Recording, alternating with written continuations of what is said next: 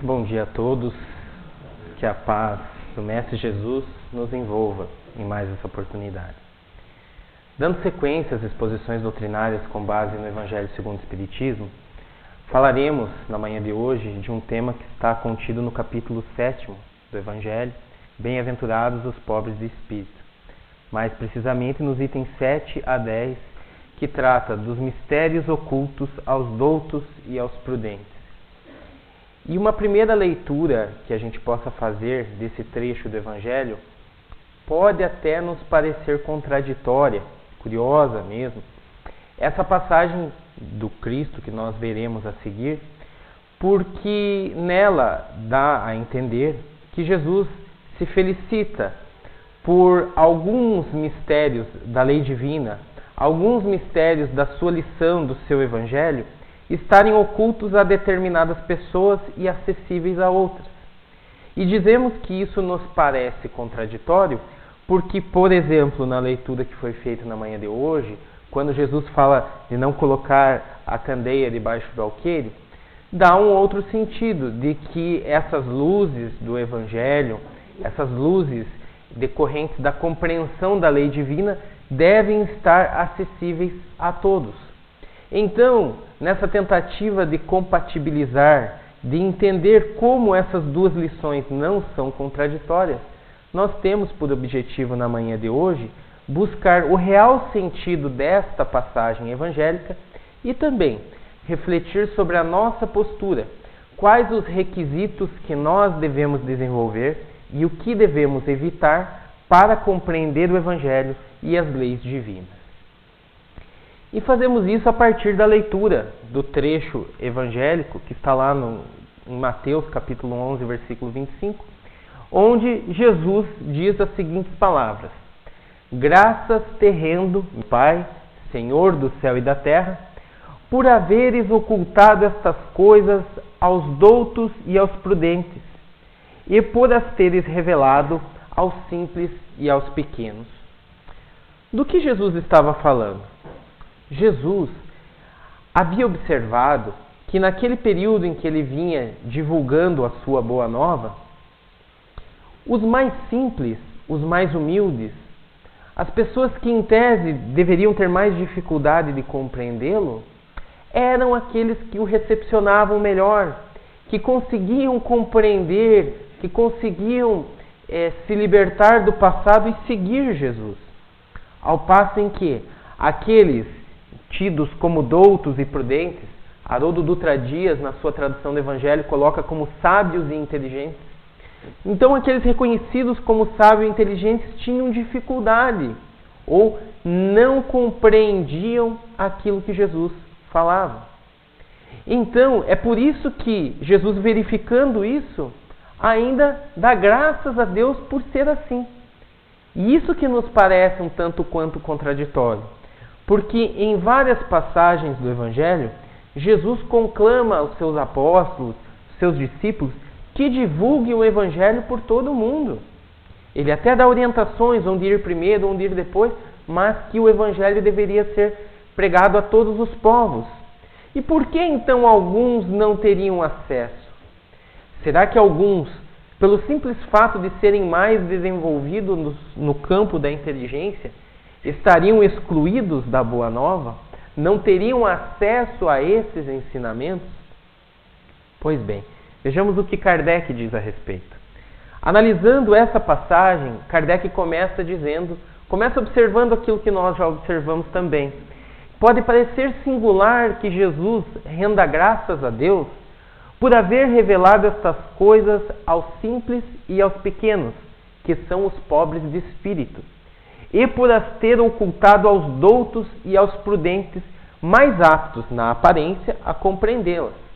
Porque vejamos, se nós vamos levar um ensinamento novo, algum conhecimento diferente a alguma pessoa, em tese, na aparência, é mais fácil àqueles que têm mais conhecimento, que têm mais bagagem intelectual, compreender do que aqueles que não têm. Essa é a observação de Kardec. Entretanto, há algo que faz com que os simples e os pequenos, por assim dizer, possam estar mais aptos a compreender essa mensagem de Jesus do que os sábios inteligentes. O que seria isso? Kardec analisa a quem Jesus está se referindo. Ele diz que cumpre que se entenda que os primeiros, os simples, os pequenos, são os humildes. São aqueles que se humilham diante de Deus e não se consideram superiores a toda a gente. Então, quando Jesus fala que os simples, os pequenos, estão mais aptos a receber essa mensagem, porque estes, tendo desenvolvido a humildade, conseguem conceber algo maior do que eles e a respeitam. As leis divinas, por exemplo, são leis perfeitas, imutáveis, criadas por Deus, que regem a nossa vida, mas não só ela, regem o nosso planeta, regem o universo todo. E aquele que aceita isso, aquele que aceita que as leis são as mesmas para si e para todos, tem muito mais facilidade para compreender os ensinamentos do Cristo. Ao passo que aquele que se coloca acima destas leis tem dificuldade. E é isso que Kardec aponta. Ele diz que os segundos, os sábios, os prudentes, são os orgulhosos, envaidecidos do seu saber mundano, os quais se julgam prudentes porque negam a Deus e tratam a Deus de igual para igual, quando não se recusam a admiti-lo, porquanto na antiguidade douto era sinônimo de sábio. Então, para algumas pessoas mais desenvolvidas no campo intelectual, a partir de vários estudos que vão realizando, muitas vezes desenvolve-se esse sentimento, essa percepção de ou negarem a Deus ou não reconhecerem a sua grandeza. E aqui nós falamos isso com todo o respeito aos ateus ou qualquer crença que tenha uma compreensão divina diferente da nossa. Entretanto, para aqueles que assim o pensam, fica difícil compreender os mistérios a que Jesus aludia, as questões da fé e as questões do Evangelho, de campo moral principalmente. Então Kardec diz que por isso Deus deixa a pesquisa dos segredos da terra a estes e revela os do céu aos simples e aos humildes que diante dele se prostram. Porque é necessário que, para penetrar a esses conhecimentos do Espírito, isso que nós tentamos fazer hoje, tentar ver além da matéria, tentar buscar uma razão para a nossa vida, que não esteja atrelada somente a esse corpo, a essas coisas físicas que nós estamos vendo. Para isso é necessário acreditar, conhecer, saber que há algo além da matéria. Porque para o materialista, qualquer preocupação além da matéria não faz o mínimo sentido. Pois se não acredita em vida após a morte, se não acredita em sobrevivência do espírito, não há por que se preocupar com nada que não esteja na matéria.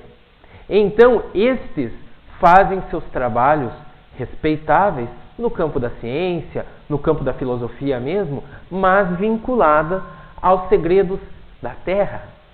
Enquanto aquilo que hoje é visto como mistério ainda, mas que aos poucos tem sido revelado, tal qual colocado na leitura inicial, isto fica para aqueles que acreditam, que colocam Deus acima de todas as coisas e que buscam esse saber espiritual. Pois bem, mas vejam a observação de Kardec. Ele diz que o mesmo se dá hoje com as grandes verdades que o Espiritismo revelou. Pois que, da mesma forma que à época de Jesus, o seu Evangelho era negado, era combatido por muitos daqueles que se julgavam sábios e inteligentes, as revelações espíritas, o conhecimento espírita, também enfrenta a mesma resistência hoje. Talvez menos do que a época de Kardec. A experiência, o passar do tempo, deram alguma credibilidade ao Espiritismo, principalmente pelas suas obras. Mas é um conteste que até hoje o Espiritismo sofre uma certa contestação, uma certa adversidade mesmo, em razão daqueles que, julgando-se superiores em conhecimento, não admitem aquilo que o Espiritismo vem revelar a respeito do espírito, da vida espiritual. Alguns incrédulos se admiram mesmo de que os espíritos tão poucos esforços façam para os convencer. Talvez vocês já tenham tido alguma conversa a esse respeito com alguém.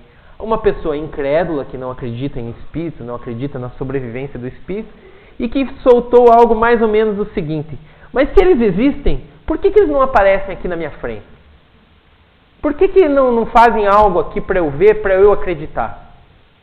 Muitos se admiram que, já que os espíritos existem, por que eles não fazem, por que eles não provam isso materialmente à nossa frente? Vejamos o que Kardec diz a respeito. A razão disso não acontecer está em que estes últimos, os espíritos, cuidam preferentemente dos que procuram, de boa fé e com humildade, a luz, do que daqueles que se supõem na posse de toda a luz e imaginam, talvez, que Deus deveria dar-se por muito feliz em atraí-los a si, provando-lhes a sua existência. É, de certa forma, uma inversão de valores. A pessoa, num primeiro momento, não acredita em Deus ou não supõe que Deus seja algo maior. Mas, para que ele acredite, ele diz que Deus deveria vir até ele e provar a sua existência. Quando, na verdade, nós é que temos que fazer esse esforço para chegar até a divindade, para compreendê-lo, para penetrar em sua essência. Porque senão é uma inversão. É a mesma coisa do subordinado exigindo algo ao chefe, ou do filho exigindo ao pai que faça algo para provar a ele. Essa exigência não cabe. Então, nós não podemos inverter as coisas, colocar-nos acima do que somos. Aquele que procura a luz, esse certamente vai encontrar o caminho de conhecer a Deus, aos segredos da espiritualidade. Mas aquele que se julga na posse de toda a luz, de todo o conhecimento, esse, enfim, não está à procura de nada, e quem não procura não encontrará. Então é que Kardec diz, pergunta, na verdade, ele refere-se a essa pergunta: não poderia Deus tocá-los pessoalmente, por meio de manifestações retumbantes, diante das quais se inclinassem os mais obstinados incrédulos? Será que poderia? Será que Deus não poderia fazer um sinal para um de nós, de forma que aquele que não acreditasse não teria mais como duvidar? É fora de toda dúvida que eu poderia. Claro que poderia. Nós vemos na aparição de Jesus a Paulo de Tarso algo mais ou menos assim. Ou mesmo nos fenômenos que hoje nós podemos encarar como fenômenos mediúnicos do Antigo Testamento, onde Moisés tinha a percepção de que Deus havia falado com ele, Abraão da mesma forma. Então é lógico que poderia haver algum fenômeno dessa natureza. Mas e a utilidade desse fenômeno? Que mérito teriam essas pessoas? E ao demais, do que serviria isso? Não se vêem todos os dias criaturas que não cedem nem à evidência, chegando até a dizer: ainda que eu visse, não acreditaria, porque sei que é impossível. Então, muitas vezes, se isso acontecesse, o indivíduo procuraria uma forma de negar aquilo, porque ele tem a sua convicção de que isso não existe. Então, ele primeiro vai duvidar da sua própria sanidade mental. Vai falar: eu estou ficando louco. Ou vai pensar que aquilo foi algum tipo de fraude, alguma coisa, ele não aceitará isso. Então não teria serventia. E ainda que tivesse, qual o mérito? Quantos de nós somos desenvolvidos, somos estimulados a desenvolver a nossa fé pelos nossos esforços? Quando Jesus aparece aos seus apóstolos após a crucificação, Um deles, o azarado, não estava lá, era Tomé. Aí os outros apóstolos vão lá e falam para ele que Jesus estava lá, e ele diz: eu só acredito vendo, né? Tocando. E aí Jesus aparece a ele, ele toca, vê Jesus e passa a acreditar.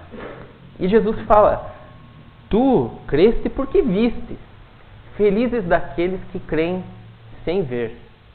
E muitos de nós estamos desenvolvendo essa crença na espiritualidade, porque ainda que alguns de nós, alguns de vocês tenham alguma faculdade mediúnica, de ordinário, nós não estamos vendo, não estamos sentindo essa realidade espiritual.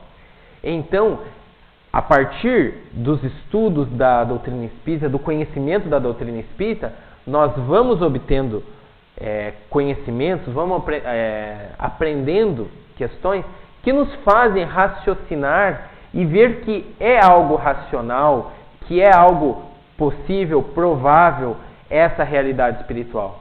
Mas muitas vezes necessitamos também da fé em crer naquilo que, por mais lógico que seja, nós ainda não conseguimos tocar, não conseguimos penetrar. E muitos só vendo e outros nem vendo, como Kardec coloca. Mas então, esses, se negam assim a reconhecer a verdade, é que ainda não trazem maduro o espírito para compreendê-la, nem o coração para senti-la. Ainda não desenvolveram este campo do sentimento, e nós vemos que isso está atrelado ao orgulho, à humildade, para admitir algo superior a si mesmos, mas a cada um segundo o seu ritmo, de acordo com o seu tempo. Todos nós temos o nosso tempo para despertar para as coisas do Espírito. E é natural, e nós não podemos exigir que os outros caminhem em ritmo superior àquele que podem marchar nesse instante. Kardec chega à conclusão, então, que o orgulho é a catarata que lhes tolda a visão. E pergunta: de que vale apresentar a luz a um cego? O orgulho é esse sentimento que não permite que a pessoa compreenda algo que ela se nega a conceber. Se nega a conceber algo superior a ela. Se nega a conceber algo que ela não está vendo. E no seu sentimento orgulhoso, fecha a sua visão, fecha as suas capacidades de percepção da realidade espiritual. E aí, assemelha-se ao cego, de que mesmo apresentando a luz, ele não consegue captar. Há uma passagem do livro Nosso Lar, de André Luiz, que até, de forma resumida, é retratada no filme de mesmo nome, em que André Luiz finalmente, depois de um breve período, breve para nós, né? Longo período para ele lá no spa, no umbral, onde ele passava por uma situação bastante dificultosa, ele visualiza aqueles espíritos de luz que estão ali para resgatá-lo. E, num sinal de reconhecimento, de humildade, ele fala algo mais ou menos do sentido assim: por que não vieram antes? Né? Não estavam vendo que eu estava aqui sofrendo? Né? E algum dos trabalhadores, eu não me lembro exatamente qual, coloca para ele que eles já estavam ali há muito tempo, que passavam por ele, que tentavam resgatá-lo, mas era ele que não o via. O seu orgulho, o seu sentimento ainda pouco desenvolvido, não deixava que ele visualizasse espíritos que passavam à sua frente. O orgulho era a catarata que o cegava e o fez perder muito tempo. O fez sofrer muito tempo por não se colocar, não se libertar dessas amarras e não visualizar aqueles que queriam ajudá-lo. Então, necessário é que antes de qualquer coisa se destrua a causa do mal. Daí vem que, médico hábil, Deus primeiramente corrige o orgulho. Aí o indivíduo vai passando por diversas situações que vão fortalecendo o seu espírito, enfraquecendo esse orgulho. Situações em que ele se vê, ele passa a se enxergar de forma mais real. não mais acima de todas as coisas, mas como mais um indivíduo numa coletividade. E isso faz com que ele desenvolva a humildade e aí sim passe a despertar para essas questões. Mas é importante que se diga, não deixa ao abandono aqueles de seus filhos que se acham perdidos, porquanto sabe que cedo ou tarde os seus olhos abrirão. Afinal, como dizíamos, cada um tem o seu tempo. E enquanto isto, estes muitas vezes vão produzindo, vão contribuindo para a sociedade de outras maneiras. Não há necessidade para a sociedade de que todos tenham a mesma crença ou que acreditem na vida após a morte e na existência dos espíritos. Outros desenvolvem valiosas obras, valiosas contribuições para a sociedade de outra maneira. E chegará o tempo em que todos nós despertaremos, porque esta é uma realidade. Em algum momento, cada um terá contato com ela. Porém, Deus quer que isso se dê de moto próprio, por vontade própria, quando, vencidos pelos tormentos da incredulidade, eles venham de si mesmos lançar-lhes nos braços e pedir-lhe perdão, quais filhos pródigos. Temos certeza que aqui Kardec utilizou de uma força de expressão, mas não que Deus esteja esperando que nós iremos até Ele pedindo perdão por não ter acreditado nele, mas que nós, em algum momento, reconheçamos a nossa pequenez. O professor, filósofo, eu canso de falar a qualificação dele, porque ele faz umas 10 coisas ao mesmo tempo, teólogo, educador, pedagogo, Mário Sérgio Cortella, ele traz uma reflexão sobre a nossa posição no mundo.